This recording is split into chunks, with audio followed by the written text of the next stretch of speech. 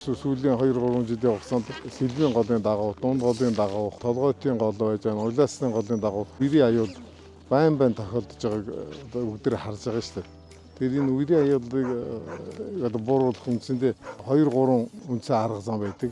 Тэгээд энэ дундаас аль талдаа байгаль орчин экологи талдаа, нийгэм эдийн засгийн талдаа, хот байгуулалтын талдаа гэдэг хамгийн сайн шийдлийн нэг бол ус намграх газрын талбайг нэмэгдүүлээд үерийн усыг тодорхой хэмжээнд хоримтлуулж аваад гачиг урсгалтай үед нь тэргээр Сэлбийн гол, Улаасан гол, Толгойтын гол тэгээ цаашаа дамжаад Туул голын урсаа дэмжиж явах энэ шийдэл бол хамгийн ашигтай шийдэл байна. Тэгээд тэрний хүрээнд энэ Сэлб сэргэлт төслийн хүрээнд энд 50 орчим га талбайтай 5 жотолсон ийм усан сангууд, жижиг тийм л нуурууд үүсгэхээр зураг төлөвлөгөөнүүд нь гарчихсан, төрөвшийн ажил нь эхэлчихсэн.